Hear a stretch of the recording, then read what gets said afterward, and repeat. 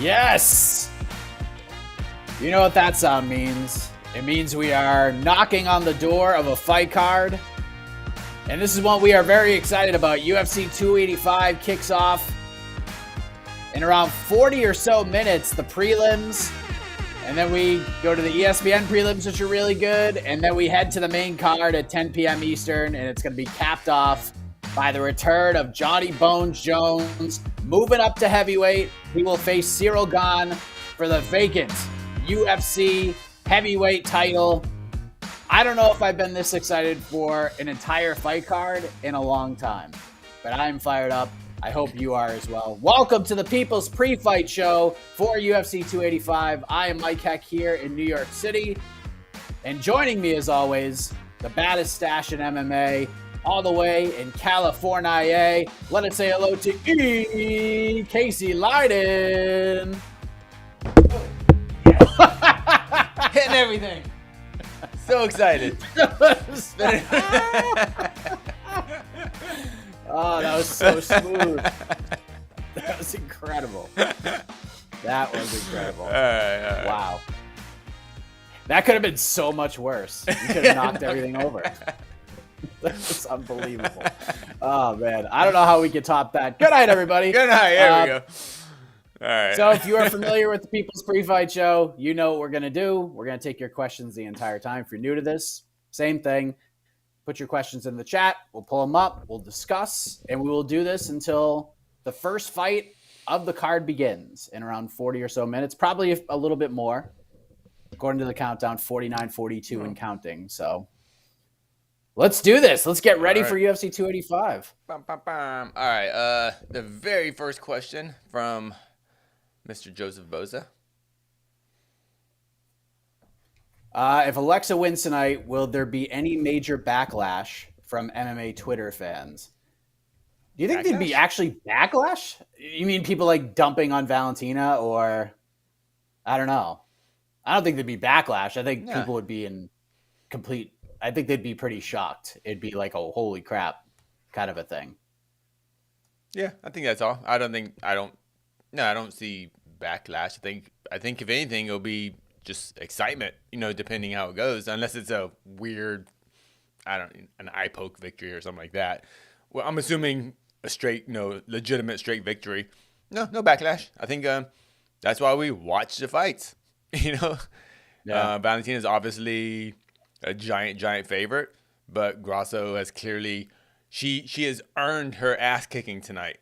She was, this isn't a spot that was just given to her. I guess she earned it, and she's gonna get in there tonight, and do what she can do. And if she wins, she wins. And I think it'll be very exciting for the MMA community if she wins. And if Val wins, then cool. And then bring on Aaron Blanchfield.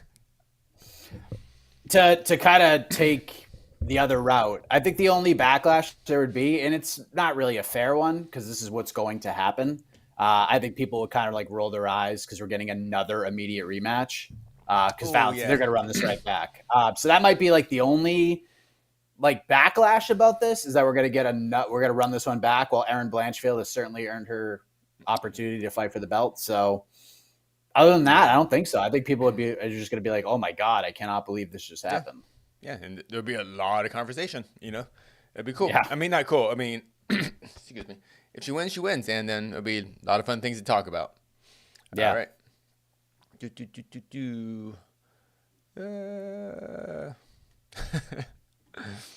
Uh-oh.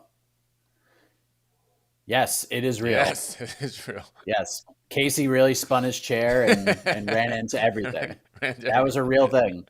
That was not a gimmick. I really should rehearse that. That was unbelievable. I was like, I just spun the chair around. It'll be easy. What's the big deal? Unreal. All right. Who you got? Jake Gyllenhaal versus Jay Hieron. Probably Jay, but if we're talking about a contest of looking good coming off the bus, I think Jake Gyllenhaal probably wins that one. But I think he's gotten I don't know. I don't know if I want to say he's gotten a little help, but maybe he got a little help. Yeah, he got it. All right. Can I just say I had no idea that this Roadhouse movie was gonna end up with like a UFC fight attached to it in some way. No idea. Wasn't it originally supposed to be Ronda in the movie? I remember those rumors like years ago. It was like, but I don't know, whatever. But Yeah, cool. it was, and then then she was off the project. But I didn't see a fake face off coming yesterday for the movie. I didn't know it would end in an actual like octagon fight in the movie, but we'll see. Yeah, spoiler. Yeah. All right. Cool. I guess. I don't know. John Anik better get a SAG card for this. That's all I have to say. Yeah, they couldn't pay Rogan enough, I guess, to stay up on stage. If you watched the preview show yesterday, Sean had a great point on why you should like Alexis' chances. Valentina's coming off a 9-month break from a fight she should have lost. Look, if you want to dig for a reason Alexa can win the fight, you can find one. I just don't think it's there. I don't think she has like a clear path to victory unless Valentina is just way off tonight and she has the best night of her life. Alexa's good. Like, she's good. I just feel like the timing on this is horrible. Coming off of that Santos fight, she's a little banged up. People are questioning her a little bit, and she's pissed. Like, she's really pissed. And yeah, I just think it's going to be one of those fights where, I mean, if Alexa beats Valentina tonight, this is going to be quite the win because she's going to get Valentina more than likely on one of her best nights, I think. I know Father Time is undefeated and she's got some mileage on her, but I think Valentina's going to win this fight. Yeah, I mean, eventually, whatever prime Shevchenko Valentina is, we don't know if this is prime. We just don't know yet. We need more fights. But Valentina at her best, no one beats her. Basically, we're finding out if Valentina is getting old. Is how the miles. She has been a professional mixed martial arts fighter since she was 14 years old. It's crazy. That's when Sean just laid that out and like showed the dates. I was like, I just did the math. I was like, she was 14 years old at her first paid professional bout. So that's not even including her amateur bouts that we probably don't even know about, and all her hundreds of Muay Thai bouts. MMA, 14 years old. So that's a lot of years. Like, it's just wild. Like, it's look, there are there's some not great performances and not like aesthetically pleasing fights in They were not entertaining, but they were dominant. Yeah. Liz Carmouche, she dominated, but it wasn't that fun. And then right after that, when people are like, maybe she's lost a step, she put the wood to Caitlin Chukagian. And then she had the Jennifer Maia fight, and Jennifer won a round, and everyone's like, oh my God, she's losing a step. And then she did what she did to Jessica Andrade. Then she perfect game Lauren Murphy. And so she had basically back-to-back perfect games. And then she had a little bit of a hiccup against Tyler Santos. She says there's reasons for that. So it was a big hiccup, but she got through it somehow. Yeah, she won. Yeah. She still won, She won. one of her worst nights. And that's what champions do. So I just when she has a questionable performance, she always bounces back with a violent performance. And this is I'm playing to the historical factor. Yeah. But it's always until it's not. So that's true. We're see tonight. It's always still it's not. Yep. And almost everything you said right now about Valentina, I almost think you could say about Jon. Yeah. It's like, did Jon just have an off night against Reyes? Or is this Jon on the decline? And that was 3 years ago, too. Like, 3 years ago. Like, we're talking 25 minutes of action from 3 years ago. Does that even mean anything today? I don't know. That's why this card is so freaking exciting. Because there's so much mystery, and so much incredibly high stakes. And, it's just... So, yeah, I mean, I think it sucks. It's good for Valentina and Grasso to be on this card, but also... I don't know. I feel like so many storylines are kind of forgotten with them, but I get it. It's the freaking heavyweight title. Jon's back, So, let's talk about the main event. Yeah. A lot of people are talking about what happens if Jon Jones wins the heavyweight title, but what happens if he loses to Ciryl Gane? Where does he go from here? So we talked about this on BTL, and Joe Selecki and Jed both thought this would be a hilarious outcome if that happened. because everything seemingly with the UFC's plans would just kind of fall apart at the wayside. I don't know. So we did like a pop-up heck of a morning this morning, and somebody brought this up, and I feel like there is still a chance that Jon could fight Stipe. If Stipe is promised to fight on International Fight Week in a main event spot, and let's just say Ciryl Gane beats Jon Jones tonight, goes through a battle, wins, but can't fight in July, but Jon can, I could definitely see a world where the UFC books Jon Jones versus Stipe Miocic. I could certainly see that happening. But if we're going to play by the plans here, let's just think positively. If Ciryl wins and he has no major injuries and he can come back and headline that card, where do you think Jon goes, man? It's a tough place. Tough place to be. It's interesting. I didn't really think about it when you said if Jon loses and they can still book Stipe versus Jon, could Jon Jones be the new heavyweight red panty night? Could be. You know what I mean? Like where Dustin fought Conor, because I would make more money fighting Conor than actual, say, for the title fight back, a couple years ago. So who knows? That's a good point. And unless Jon just looks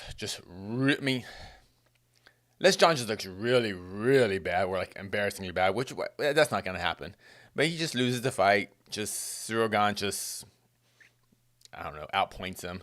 I don't think Jon loses too much in terms of he's still the biggest star at heavyweight. He's still, more people are going to be still more interested in watching Jon Jones than Ciryl Gane, I think.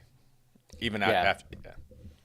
And I wonder if like they go to the table to Stipe and they say, "Hey, do you want to fight Jon or do you want to fight Ciryl?"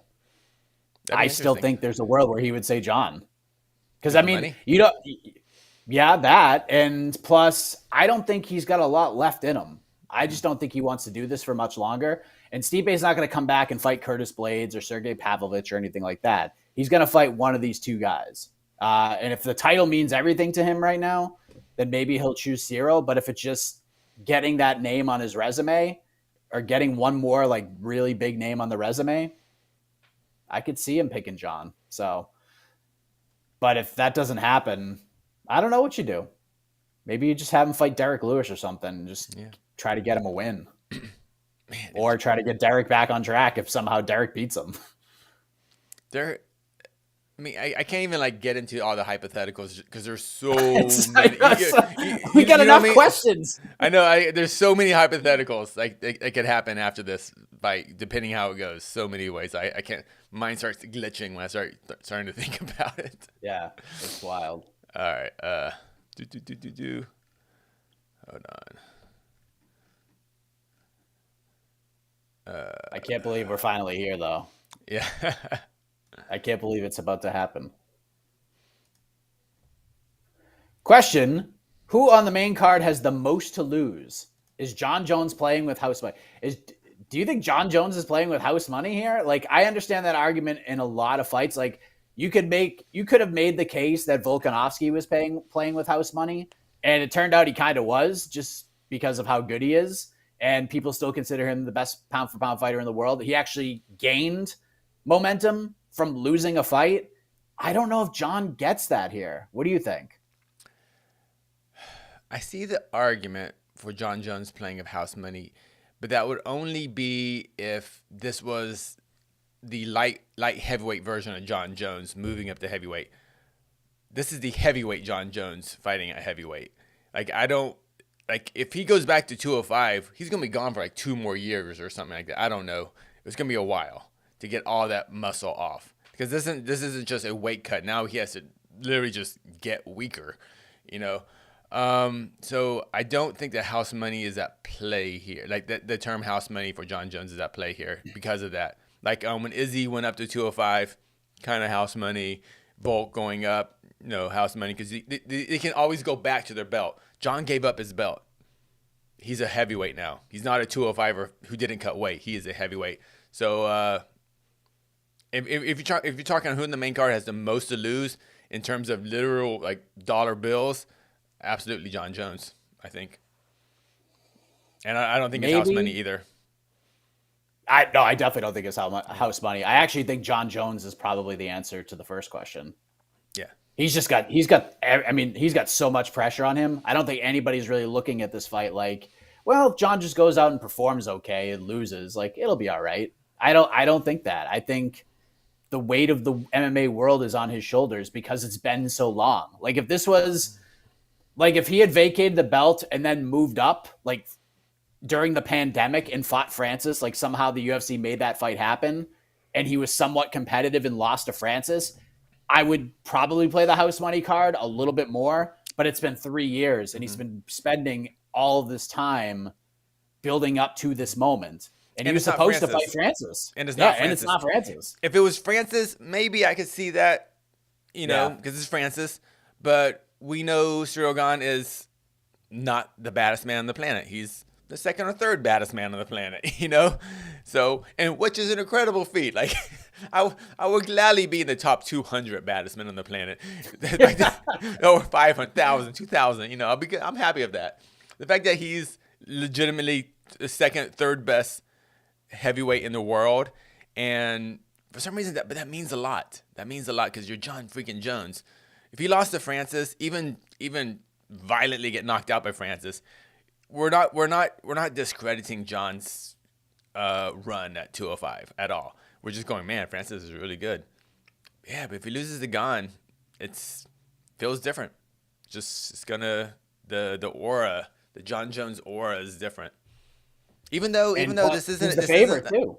Yeah, he's the favorite. I know it's weird. The odds throw me off because the way we're talking about it, I would think Jon Jones is almost like a Bo Nickel type of favorite.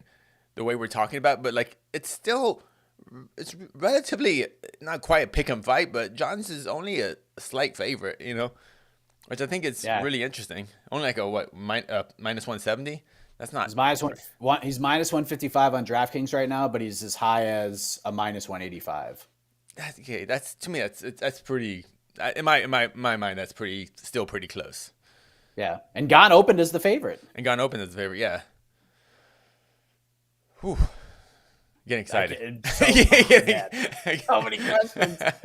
So many questions. But I do think Jon has the most to lose on this card for sure. And in terms of who has who do you think number 2 though? Who's as the second most to lose? Probably Bo Nickel. I was gonna say Bo Nickel too. Shavkat's probably in that conversation too, considering where he's at right now. I think Gamrot has more to lose than Jalen Turner tonight. It's 155. Yeah, being as good as he is, losing 2 in a row is going to be tough. Actually, tough to come back from. That's on the main card. I was gonna say Cody has a lot to lose tonight if he loses. But that's a great pick. Yeah, that's a great pick. Because I think the positivity in me thinks that all right, Cody's still there. That he just had a bad run, and he's adjusted. And the 25, the venture to flyweight was just a mistake. And he lost to a very good fighter. Was it Kai? He lost to Kai, right?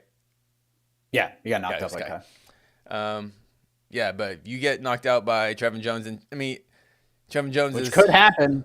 Could happen, and Trevin Jones obviously a great fighter. If you're in the UFC at a bantamweight, you're already a really good fighter. But he is on probably the latter half in the ranking wise as far as bantamweights. So this is as much as a what do you call it? A tune-up fight the UFC can give him in the UFC. Yeah, with another fighter that we've heard of, I guess. All right. Yeah, Trevin knocked out Timur Valiev, knocked out Mario Batista. The Mario Batista win has aged really well. So, yeah, but I think Cody will win. But Derek Brunson has a lot to lose too.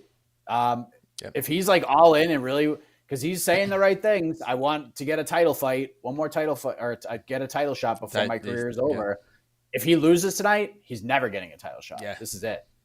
Yeah, if he loses tonight, then he'll just be that gatekeeper to a top 10 gatekeeper. Yeah, he has to win tonight. Man, if Bo Nickel loses tonight, that would be wild, too. That would be wild. Bo Nickel's the one I have the hardest visualizing. I can't visualize Bo Nickel losing tonight. I can see him losing eventually, but not tonight. So we'll see. We'll see. I What a mean, it's fun one of those card. What situations. a fun card. I know it's one of those situations where if you're gonna get him, you got to get him now because he's only gonna Oh, get better. absolutely, absolutely. I remember saying that a while back. It's like when Bo Nickel officially got signed to the UFC. I was like, if you're a ranked middleweight, I would go after Bo Nickel right now. Don't wait for him to go. Oh, who's this unranked guy? Who's do you think he's gonna be champ? Like if I was a Derek Brunson, I would go after Bo Nickel now. You're on the prelims, Derek Brunson. You're not. You're like if you fight Bo Nickel, you're on the main card. I would. To me, if I'm a middleweight, you go after. Because you don't want. Well, you want to face him after he beats Pickett. You want to face him after he demolishes 3 other 85ers and gets even better. You do it now, but we'll see how it goes. Well, Bo's going to be interesting on to the next one tomorrow if he goes out and does what everyone thinks he's going to do. Because I'm curious to how the UFC is gonna move forward with him. Are they just going to push him up quick, or are they going to just kind of build him up step by step? I wonder how much of that is on him and how much of that is on the UFC, because he seems to did he? I haven't really followed too much of his interviews. Did he want a slow push, or is he like, give me I don't know, give me Robert Whittaker tomorrow? Oh, they give me Pickett, whatever. Is he a guy that he wants like the kid, the 18-year-old kid? No, he's pretty much Like calling Roses? out. Yeah, Roses. Yeah, he's pretty much calling the top guys right now. Yeah, I think Nickel Bo's the like same way? little. I think he's a little less than that. I think he feels like he could match. He's saying the thing when he's asked about them. He's like Izzy and Pereira. He's saying, I would give them a tough time right now, but I don't know if he's necessarily like calling for them. Calling him out. Okay. So yeah, I think he's gonna take it relatively slow, but not too slow. All right. But the fact that the UFC is putting him on the pay-per-view, like you have to pay money to watch Bo Nickel fight tonight. That says a lot about where the UFC thinks Bo Nickel is going to be in just a few fights. Like they're already prepping you fans to pay money to watch him fight. So it's really interesting. They started doing that during International Fight Week. They flew him out. He did the Radio Row. He did all the shows, all the interviews to promote his Contender Series fight. Then he did it again for his second Contender Series fight. So the UFC has put the promotional push behind him, like from Jump Street, since International Fight Week to build up to this moment and beyond. So they've been all in on Bo for a long time now. All right. How many pay-per-views do you think UFC 285 sells? Now, we're never going to know the answer to this, by the way. I don't think it does a million. No, I don't think anything does a million anymore. I just think that's. I think Jones DC2 did like 900,000 or like 950 or something in that range. It didn't do a million, but it did like 900 or something, 850 or 900,000. Memory serves me correct. If this is Francis, they'd do over a million. This would be over a million for sure. Let's give it 700 plus or minus 700, which is a giant pay per view, by the way. In 2023, yeah, 700 is a giant pay per view, especially at the prices we're paying. I think just under. I think we're over. I think we're 556 ish, maybe a little more than 6. I don't think we hit 7. I think we're under 7. That's still really good. That's still a really good number. No, yeah. I mean, 700 is a great number. I'm not trying to say it's a bad pay-per-view at 700. I think it's actually going to do a little better than 700, only because I'm getting that kind of what do you call it, when your mom texts you type, hey, you heard about that? Yeah, I'm getting that kind of feel, and I haven't had that feel in a while from other people. Even at the gym. I'm at gym, like, dude, like every time in between rounds, you're like, hey, who you got? Jones Gane. Everyone's like kind of talking, like. I know it's just the conversation's there. Like everyone's kind of just mumbling, like hey, it's like it's in the air, in the air, and the casual appeal is all over this thing. It's all over it. Everyone knows who John is. Yep.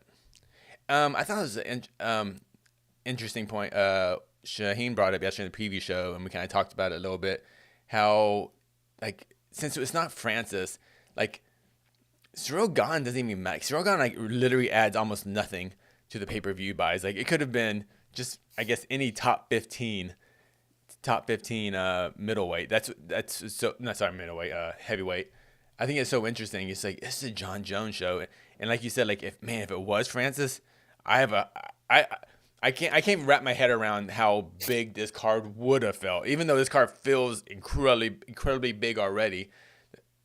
Yeah, this just oh, we were so close. I Dana, know. damn, we're never gonna sign him. Ugh. It was the biggest fight they could have made over the last 2 years, Oh yeah. for sure, and just So never happened. It's unfortunate. all right.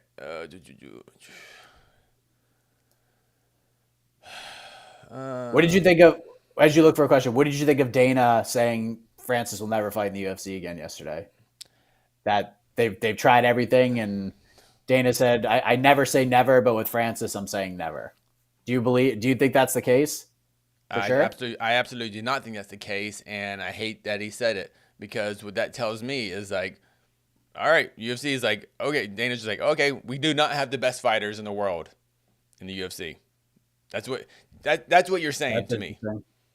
interesting. That's what you're saying to me because the whole Fedor thing, like bringing Fedor, like there was still always debate, you know, but we know Francis is the baddest man on the planet. We know it, and the UFC is saying, nope, he cannot fight for us. Even if he wants to come over and fight for a nickel, he cannot fight in the UFC. So basically, you're saying the best fighter in the best heavyweight in the world cannot fight in the UFC. So I don't like it at all. I don't know. But Everything yeah, if sorry.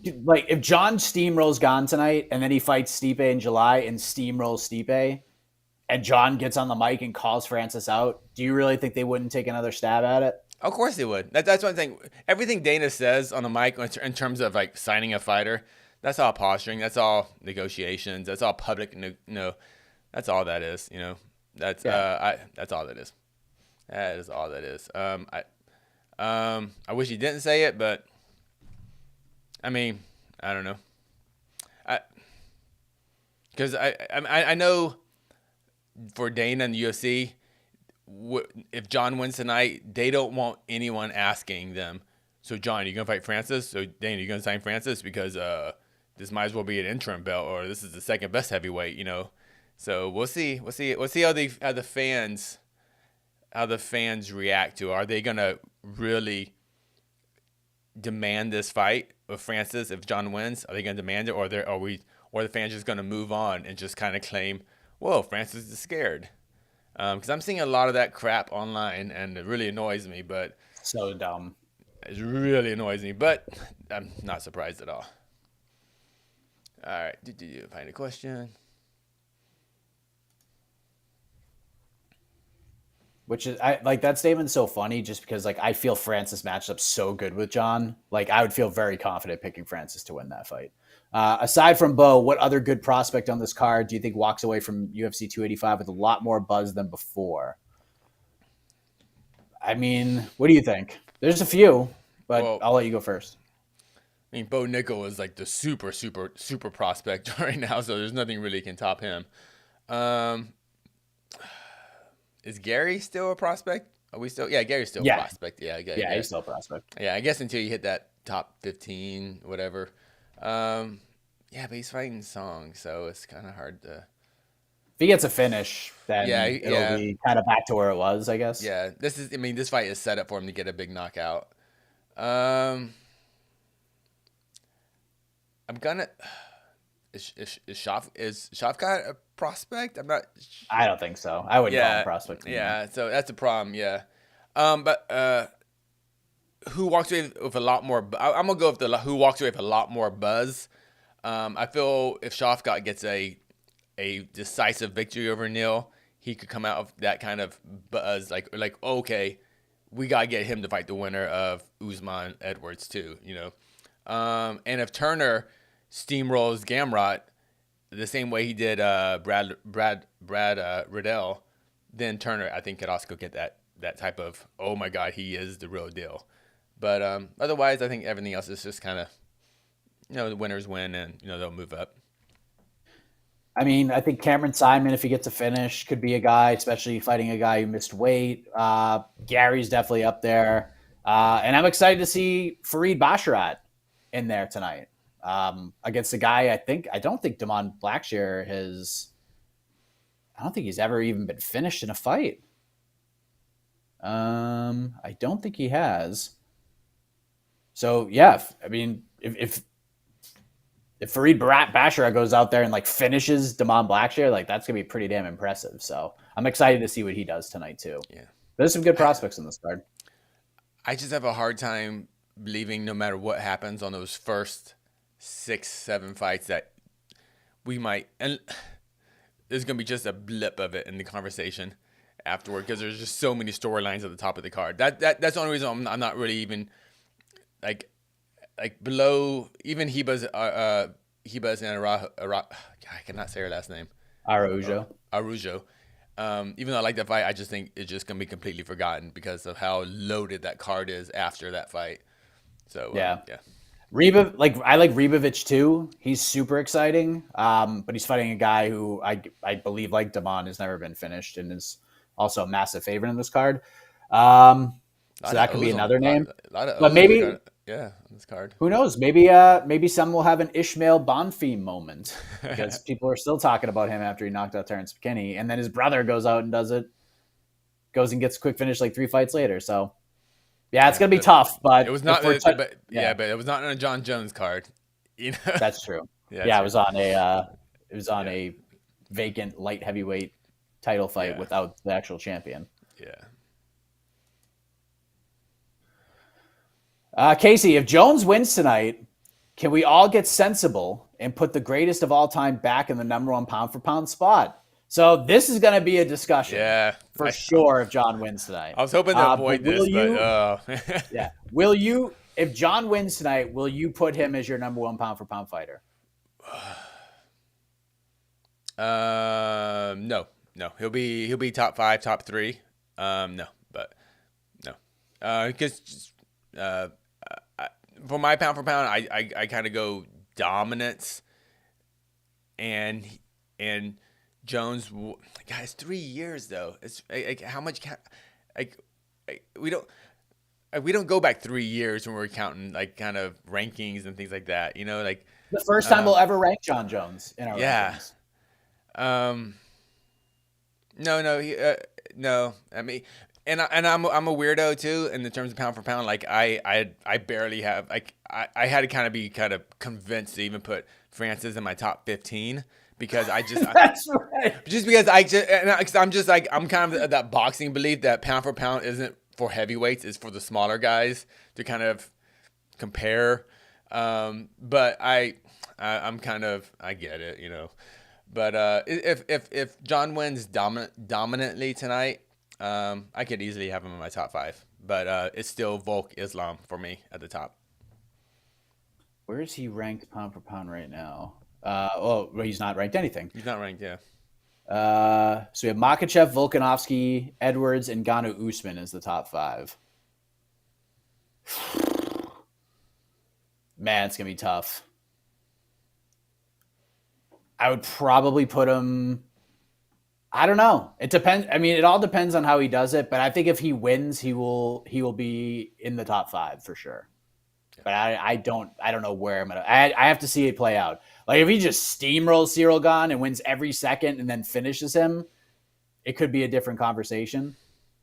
But he's just so unreliable that it's like it's just tough to give that coveted spot to him. Yeah.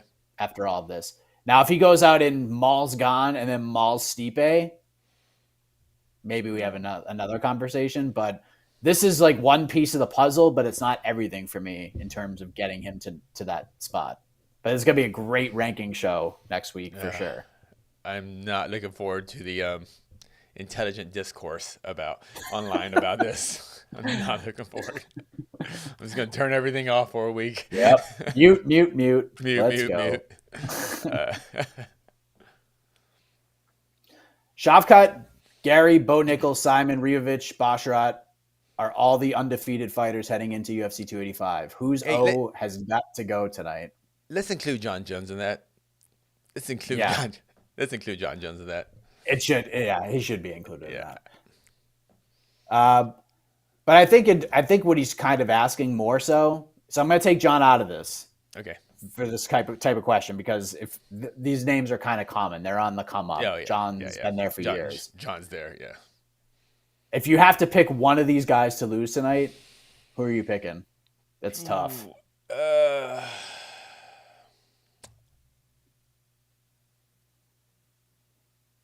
I'm gonna go Simon. Simon, how do you say his name? Simon. Simon. I'm going Simon. It's probably Ribovic. Simon or Reavers, First. yeah. Yeah, I think Simon's going to win. I actually, I'm picking all 6 of these guys to win. But I'm very confident in Basharat. I'm very confident in I'm confident in Shavkat, very confident in Gary, very confident in Bo. Simon's got a really good stylistic matchup, but he's fighting a guy that's pretty chaotic. Rivovic is a pretty sizable underdog in this fight. And he's a guy that doesn't fight for very long. He just goes out there and just bolts guys and finishes them very quickly. I don't even know if he's ever. Oh no, he has been to a 3rd round a couple of times. He's finished every opponent he's had. So if this fight, and Radzhabov's coming in on short notice, who's got a little bit more experience, trains with some good people. He's 32, so I mean he's got PFL experience, but he didn't have like a lot of like great wins for PFL. But yeah, he's a big favorite, which is kind of surprising to me. Where is it at right now? Let me see. Radzhabov minus 225. Yeesh. Seems really high. So I'll say Rivovic, but I'm picking all 6 of these guys to win. Yeah, I can see that. No issue there. When you guys finally get a break from UFC 285, are you going with The Last of Us or Mando season 3? Casey, this is your question. Oh, okay. Oh, I haven't watched second of either of these shows. Oh my god. Last of Us by far. I watched the first season of Mandalorian. I wasn't really into it, and yeah, if you like it, you like it, whatever. But Last of Us, absolutely. So I'm just waiting. Yeah, Mandalorian. Ah, yes, I am not hip at all. I've watched. That's what his friends call him. Hey, what's up, Mando? Yeah, it's Last of Us. All right.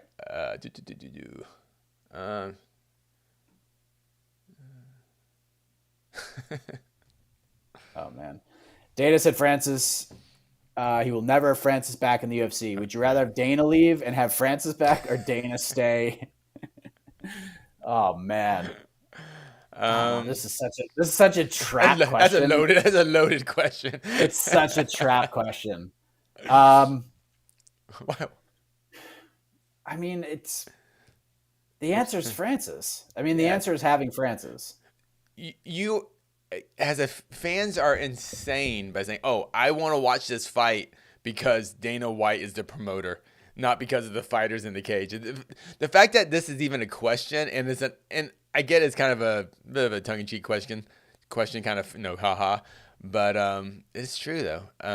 Fans, Dana is the most popular fighter in the UFC. Like if you set up a line of autographs for UFC fans, outside of maybe Connor and maybe John, I don't know. Like Dana's in the top 2 or 3 longest lines. Is like, hey, I gotta get an autograph for the guy that's never fought in the UFC. That's just the way it is. He's just the face of the promotion. He's the face of the UFC by design. By design. But to say that if Dana left, the train would not still run at 5,000 miles an hour, going where it needs to go, it would. It would. And we would get Francis Ngannou fighting Jon Jones and all these other fights that we want to see Francis in. He'd be fighting in the UFC. And Dana would still be making a ton of money, and he could still do his slap league, and he can do other things. And the machine will run whether he's there or not. That's the whole thing. And people always go back to like the whole New Year's Eve thing, and I'm not going to get into that. But no one ever said like Dana should be fired.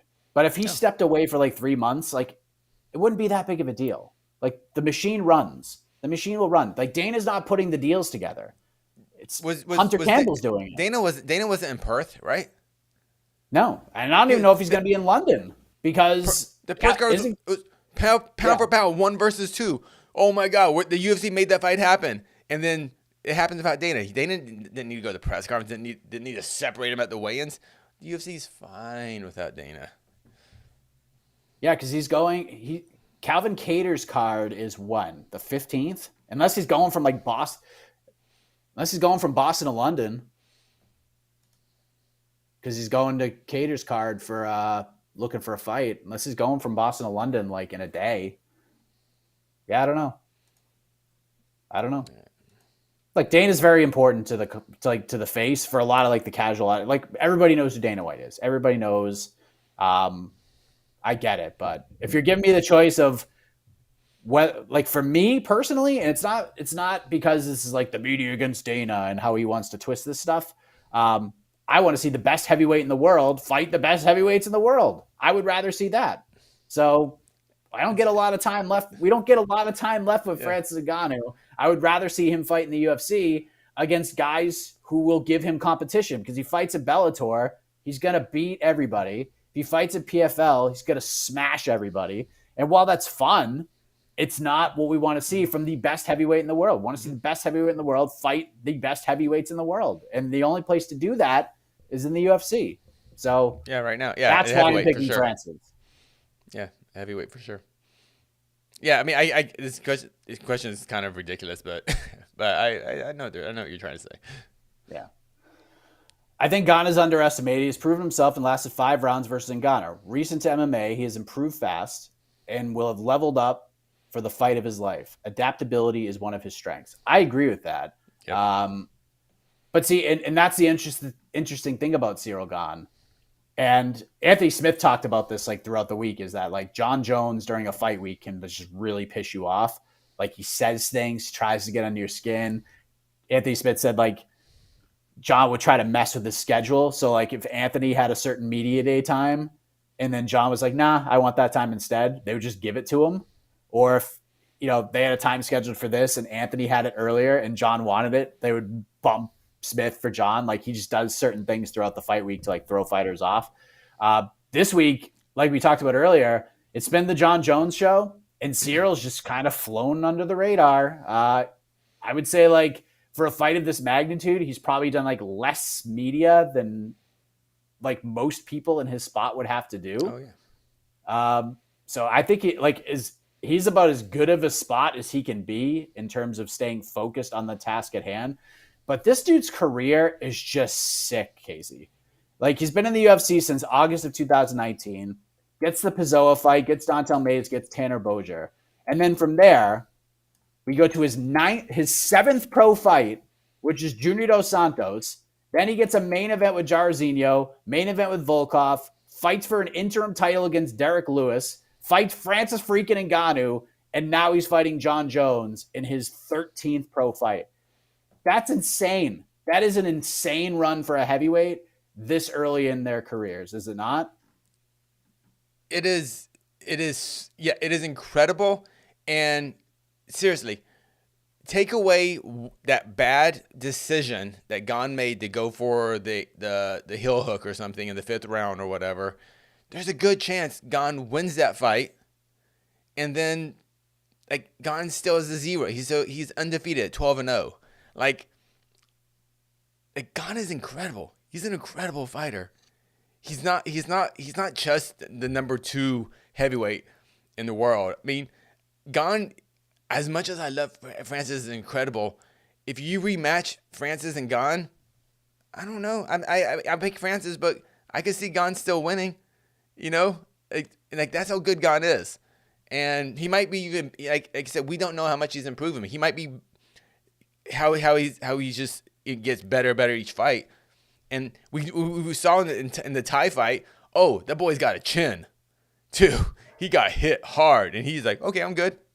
So Gane is incredibly good, and yeah, very underestimated. And we just don't. And the Jon Jones, like I think we are seeing the Jon Jones when we imagine him.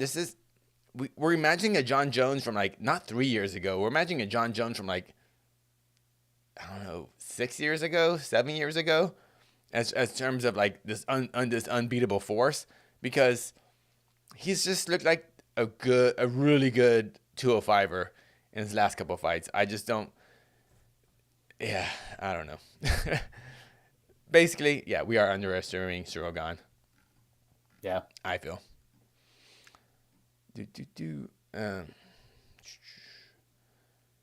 But it's also the factor that it's like the pro wrestling model. We can't miss you if you don't leave. And I feel like enough time has passed that even with Jon's shortcomings and the awful shit he's done in his life. Having him back, just, I mean, look at the buzz for this card. Like, just look at it. It's ridiculous. This kind of blew me away. I knew I was excited to have Jon back. I was kind of thrown off by how much just it feels like just intensity from the fans and the media and just the casuals about Jon Jones. But our first fight is about to start. So yes. yeah. So let's play some games. Do you have bonus predictions? Is this going to be one of those cards where we just get a bunch of finishes and all those people get bonuses, or will we get a fight of the night? Fight of the night, in the traditional sense, will be Gamrot versus Turner. Performance will be. Ooh, oh man. Oh man. God, I feel like if I say it, I don't know if I'm jinxing it or not. Oh man. Performance. I'm gonna go Bo Nickel for performance because the UFC likes to push their stars, even though he's like a minus $6 billion. And other performance going to. I'm actually expecting a big good performance from Derek Brunson tonight. Oh, okay. I think this is gonna be one of those cards. 1, 2, 3, 4, 5, 6, 7. I'm picking 9 finishes on this card. So no, I don't think all 9 are gonna get finishes. I will say Shevchenko. I'm picking Jon to win by finish, but I don't know. Shafkat, Cody, and Ian Gary. That's what I'll go with. All right. I think we'll go that route. And if they do a fight of the night, then yeah, it's probably Gamrot Turner. That's such a tough fight to pick, man. Yeah, I'm Such really. a tough fight. Well, let's let the peeps know. Are you picking? Are you taking the massive dog shot on Jamie Pickett? That Bo Nickel might get DQ'd from like some weird downward elbow. Maybe that's the only way Pickett wins, unfortunately. He seems like a really nice guy too. I don't want to talk trash about him, but no, Bo Nickel, first round submission. Yeah, that's where I'm going as well. The aforementioned Mateusz Gamrot Jalen Turner fight. Jalen Turner is a pretty sizable dog in this fight. I was surprised by that, actually. Minus 225 for Gamrot, plus 180 for Jalen Turner. What you got? I'm going Gamrot round 3 submission. Oh damn! But in a heck of a fight. No way one way traffic, but yeah. This is so tough because I could see a world where Jalen just walks him down and just pressures him and finishes him. I just think Gamrot's ready for all of that. He's fighting a bigger guy. Jalen presents different challenges, but dude's been around for a minute. I'm picking Gamrot to win a tight decision, but I don't feel good about it. I don't feel good about it at all. Shavkat Rakhmonov, another massive favorite. He is a minus 500 favorite. The comeback on Jeff Neal is plus 400. Does the Shavkat train roll on? I think there's not enough respect given to Jeff Neal with those lines, but I'm saying that, but I'm also picking Shavkat second round TKO. Ground and pound. If I had like $20, I would put it on Jeff Neal at plus 400. But I'm Betting not line-wise, because I'm picking him. Yeah, 100%. There's value there. I've been saying for a while, like for the last like week and a half, I don't think this fight is. I think the line's too wide. I think Jeff's going to have moments. I think he's going to perform admirably, but I think Shavkat's just going to be too much for him. I think the fight is relatively competitive for a while, but I think Shavkat takes over like midway through the second round and then finishes him in the third. That's what I'm going with. Third round sub. I'm getting like this is a poor man's version of Khamzat versus Gilbert Burns, in the sense that Khamzat was given such incredibly unrealistic expectations for that fight that when it went to a competitive decision, we were like, oh, Khamzat, it turns out Khamzat's human. And I feel like Shavkat's getting that same type of push right now, which just isn't fair to him or Jeff Neal, but I still think Shevchenko will win, but it will be competitive. Yeah. We will see like, oh, it turns out he's human. It turns out he can get hurt and make some mistakes and recover from things. So one of those fights. Jeff's career has been a tale of two fighters. It's either he's great or he's not good at all. It just depends on what guy shows up. If the great Jeff Neal if the Jeff Neal fought Vicente Luque and Bilal Muhammad shows up tonight, this fight's going to be a scrap. But I still think Shevchenko wins that fight. I don't know what to think about the weight cut, the weight miss, the big weight miss. I'm still I don't know what that means, honestly. Yeah, I don't either. Maybe it could just been like, I don't feel like cutting anymore. Like I'll take the fine and just fight him. But it could be something deeper too. So I don't want to speculate. Yeah. I'm picking Valentina Shevchenko to finish Alexa Grasso in round 2. Just because I've been on the Alexa Grasso train for a while, I'm going Grasso by decision, 3 rounds to 2. Wow, that's just gonna be nuts. I'm picking Jon Jones. But all logic should say Valentina should win. By the way, all logic should say Valentina should win. I'm not trying to say Grasso is like will demolish Valentina and will demolish her 10 out of 10 times. No, it's a tough sport. And I'm right behind you. It is. So and I'm picking Jon Jones 4th round TKO in a finish that he like has to get in that round, or he probably loses the fight. Like he's down. He's down to the momentum is 3-0. Maybe he's either down 2-1 or he's up 2-1, and the momentum has shifted to Ciryl Gane's favor, and Jon is wearing the damage. Maybe on the legs, maybe in the body, but I think the heavyweight move will come into play. I think Jon will still have some gas left in the tank in the 4th round, but I think he's good. The damage bar is going to be down past the halfway point at that place, and I have zero confidence in this pick. But that's my final pick. That's what the gut tells me. That's what I'm going with. No confidence at all, because I have no idea what we're going to see tonight. Jon in the late rounds. You got to remember, like, Jon beat Reyes in the late rounds. He was down, and Jon came back and won that fight. And the same thing. He's great late. Yeah, he's great late. So like, I see what you're saying. Mike, I really love you don't give predictions. You give stories for your predictions. I take you on journeys. Take you on journeys. You're not like, this guy's gonna win. No. It's an epic Lord of the Rings type of journey to get to your prediction. And at the end of it, you're like, I don't know. My matchmaking picks. Yeah. Like when I do a wild card pick and on to the next one, it takes like 3 minutes to get to the point. I wear that hat proud. I'm gonna put my chaos hat on, and I'm picking Cyril Gane in a lackluster Volkov type decision victory. Where the crowd was almost gonna be when Ciryl Gane versus Volkov, where the crowd would be just booing, but Ciryl Gane's like, I'm just gonna go on the outside, circle, a leg kick, jab, and he's gonna outpoint Jon for 4 rounds to 1. When you said you were gonna play the chaos card, I didn't expect that, but fair enough. That would be chaotic as well. So there you go. There's our picks. The fights are on right now. Apparently, this one is a really good one. So go watch it, and then watch all of the fights.